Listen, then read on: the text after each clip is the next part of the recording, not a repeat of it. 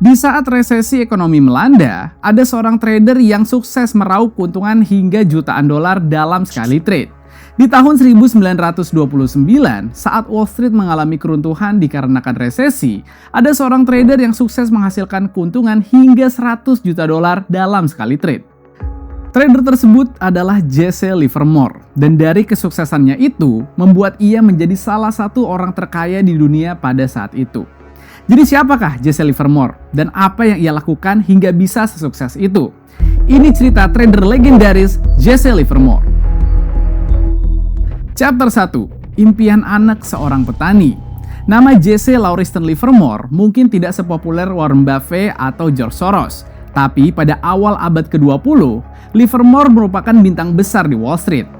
Lahir di Massachusetts pada tahun 1877, Livermore tumbuh dalam keluarga petani miskin. Meskipun orang tuanya berharap ia mengikuti jejak mereka menjadi seorang petani, Livermore memiliki ambisi lain. Di usia 14 tahun, ia melarikan diri dari rumahnya dengan hanya membawa uang $5 di sakunya. Bukan untuk berpetualang, tapi untuk mengejar mimpinya menjadi seorang trader di pasar saham. Keberanian dan tekadnya membawa Livermore ke Boston, di mana ia mendapatkan pekerjaan sebagai operator ticker tape di PaineWebber, sebuah broker saham terkemuka. Ini adalah kesempatan emas bagi Livermore muda. Setiap hari, ia mengamati angka-angka yang muncul di mesin ticker, memperhatikan fluktuasi harga saham dan mencatat pola yang dilihatnya. Dan di saat itulah ia memahami bahwa pasar memiliki pola-pola tersembunyi, sebuah pemahaman yang nantinya menjadi landasan dari metode tradingnya yang revolusioner. Livermore tidak membuang waktu. Pada usia 15 tahun, ia mengambil risiko pertamanya dengan meminjam uang dari temannya. Taruhan itu terbayar. Dengan kepiawaian naluri dan ketajaman analisis, ia berhasil mengubah $5 menjadi $1.000. Dan dari sinilah perjalanan seorang pemuda dengan ambisi besar dimulai. Perjalanan yang akan membawanya ke puncak dunia finansial. Setelah berhasil mengumpulkan kekayaan kecil, Livermore memutuskan untuk pindah ke New York City, jantung pasar saham dunia. Di sini, ia mulai bermain di liga besar. New York pada awal abad ke-20 merupakan kota yang penuh dengan hiruk-pikuk pasar finansial. Setiap hari, harga saham melonjak dan terjun, membuat dan menghancurkan kekayaan dalam hitungan detik. Livermore yang pada saat itu masih muda dan ambisius, menyukai ketegangan tersebut. Namun, berbeda dari kebanyakan trader lainnya, ia tidak hanya mengandalkan insting. Livermore mengembangkan metode yang menggabungkan pola harga dan analisis volume perdagangan, pendekatan yang sangat canggih untuk zamannya. Ia percaya bahwa harga saham selalu mengikuti pola tertentu, dan volume perdagangan bisa menjadi penanda kekuatan tren. Jika volume meningkat bersamaan dengan pergerakan harga, ia akan mempertaruhkan segalanya. Namun, jika volume menurun, ia berhati-hati. Livermore percaya pada pentingnya momen yang tepat, sebuah konsep yang ia sebut sebagai pivot point, titik krusial di mana tren harga berubah dan menghasilkan peluang yang besar. Di saat ia mengasah keterampilannya, kekayaannya terus bertambah.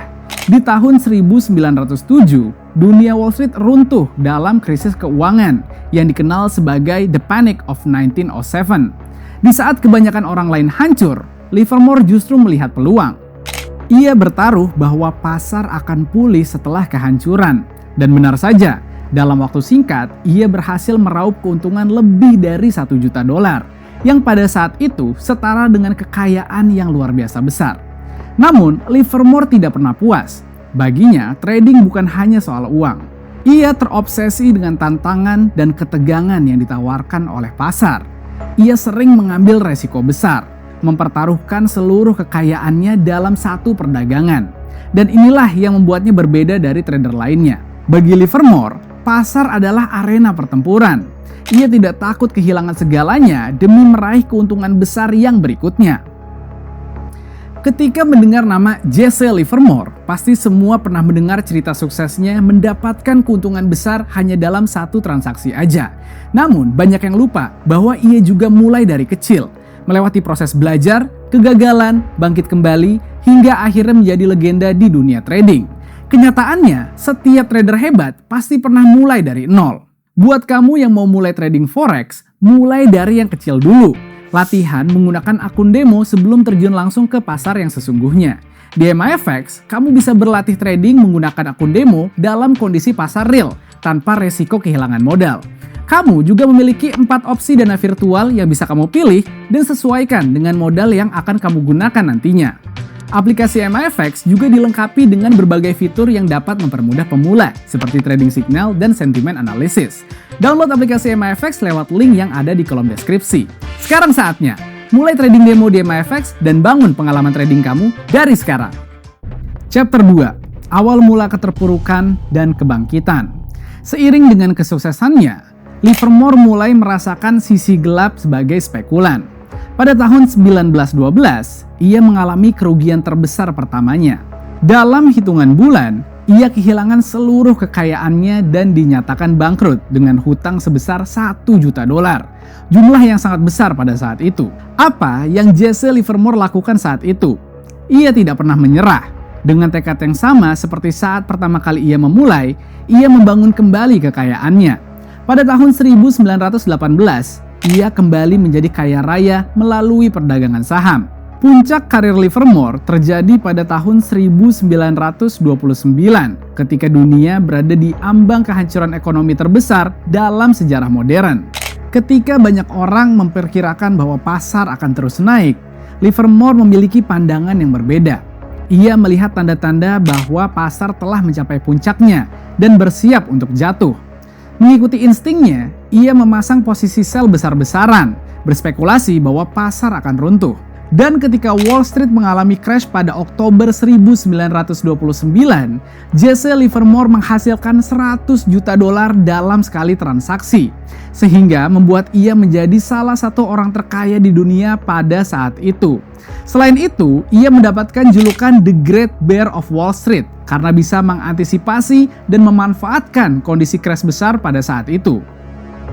Salah satu warisan terbesar Jesse Livermore adalah metode dan aturan trading yang ia kembangkan. Dalam buku lainnya, How to Trade in Stocks, ia merumuskan beberapa aturan yang tetap dianggap relevan oleh banyak trader hingga hari ini. Di antaranya adalah, pertama, ikuti tren. Jangan pernah melawan pasar. Jika pasar bullish, beli. Jika pasar bearish, jual. Dalam dunia trading dan investasi, prinsip dasar yang sering dianut oleh para profesional adalah untuk selalu mengikuti arah tren pasar. Jika pasar sedang dalam tren naik atau bullish, ini biasanya sinyal bahwa tekanan beli lebih dominan. Dalam situasi seperti ini, buka transaksi buy akan memiliki probabilitas yang lebih tinggi untuk menghasilkan potensi profit.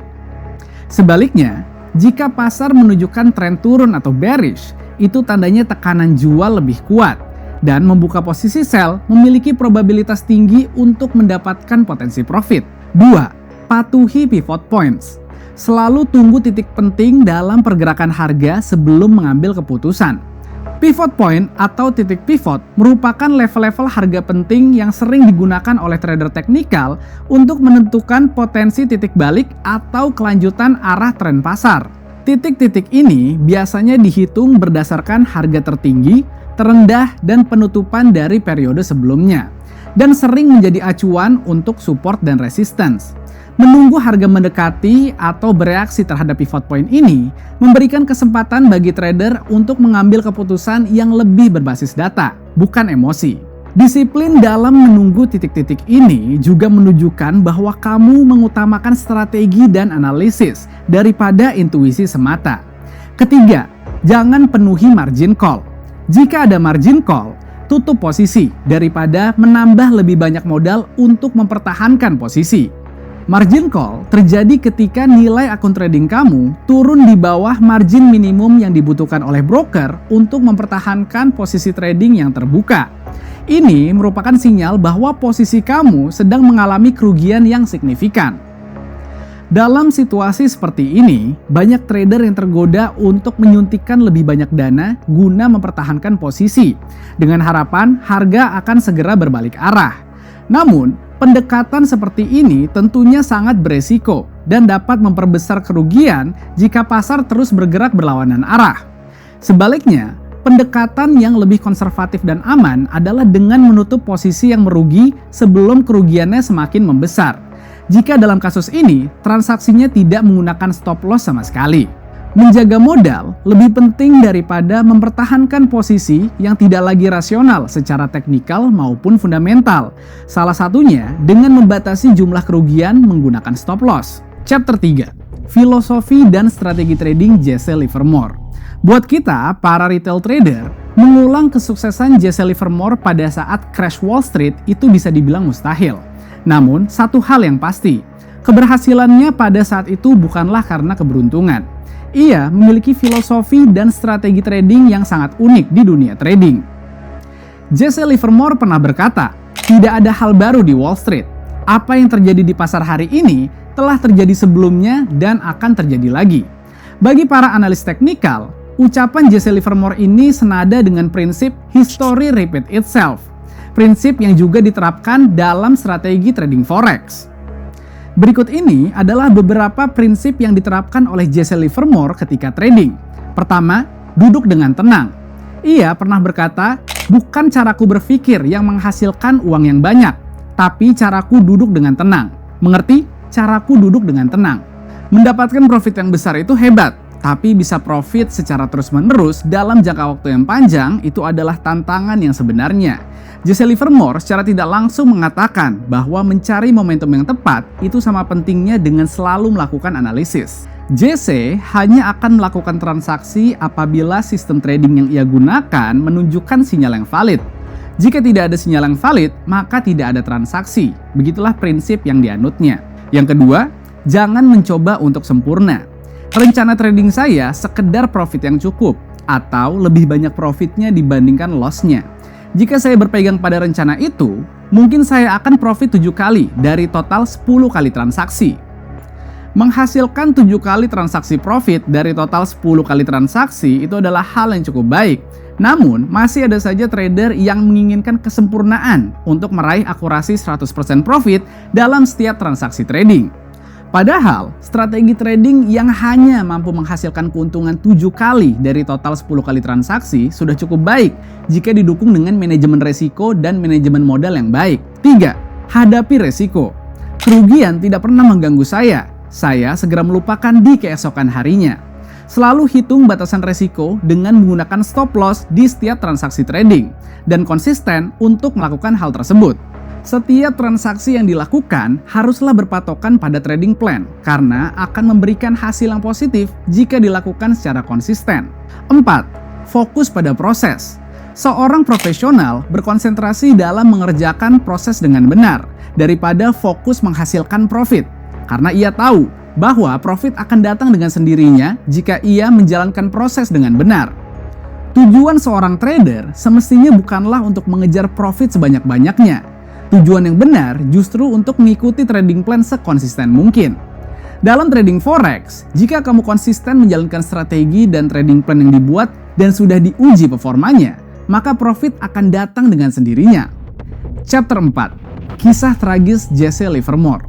Setelah serangkaian artikel di surat kabar menjulukinya sebagai The Great Bear of Wall Street, sosok yang sebelumnya dipuja sebagai jenius pasar tiba-tiba menjadi kambing hitam. Publik murka, menjadi caci, disalahkan, bahkan muncul ancaman yang membahayakan nyawa. Ancaman itu begitu serius sehingga ia harus menyewa pengawal bersenjata demi keselamatan dirinya. Namun, badai belum selesai. Kehidupan pribadinya pun mulai runtuh. Pada tahun 1932, pernikahan keduanya kandas. Lalu, 3 tahun kemudian, tragedi yang lebih kelam terjadi. Putranya wafat. Di saat ia berjuang menjaga kewarasannya, datang pukulan berikutnya. Pemerintah membentuk Komisi Sekuritas dan Bursa pada tahun 1934 dan memberlakukan peraturan baru yang mengekang gaya perdagangannya yang dahulu begitu sukses. Ia tidak hanya berperang melawan pasar, tapi juga regulasi. Semua ini secara perlahan melumpuhkannya. Kekayaan yang dulu tidak terbayangkan kini semakin terkuras. Entah bagaimana, ia kehilangan semuanya. Pada tahun 1934, untuk ketiga kalinya, ia mengajukan kebangkrutan. Ia hanya memiliki aset senilai $84.000, namun hutangnya mencapai $2,5 juta. Ia juga dikeluarkan dari Chicago Board of Trade, simbol kejatuhannya yang paling tragis. Namun, dari reruntuhan itu, ia menolak untuk menyerah. Pada tahun 1937, ia melunasi hutang pajaknya yang luar biasa besar itu, yaitu $800.000. 2 tahun kemudian, dengan sisa kekuatan yang ia punya, ia bangkit sebagai penasihat keuangan, menjual sistem analisis teknikal yang ia bangun dari pengalaman dan luka selama bertahun-tahun di medan tempur pasar finansial. Lalu, pada tanggal 28 November 1940, Jesse Livermore, yang dahulu dikenal sebagai raja spekulator, memilih untuk mengakhiri hidupnya di salah satu hotel di Manhattan dan meninggalkan pesan singkat untuk istrinya Harriet yang berisikan, "My life has been a failure." Meskipun hidupnya berakhir tragis, warisan Jesse Livermore tetap hidup di dalam dunia finansial. Sebagai seorang legenda Wall Street, Jesse Livermore tetap menjadi simbol kejeniusan dan kehancuran dalam dunia trading. Itulah cerita trader legendaris Jesse Livermore. Bagaimana pendapat kamu? Apakah Jesse Livermore hanyalah seorang trader cerdas yang hanya memahami celah di sistem berdasarkan spekulasi? Atau ia benar-benar memiliki strategi yang jenius? Tulis pendapat kamu di kolom komentar. Terima kasih sudah menonton video ini. Kalau kamu tertarik dunia trading dan menikmati video ini, jangan lupa untuk subscribe dan cek video MIFX lainnya. Sampai jumpa di video selanjutnya.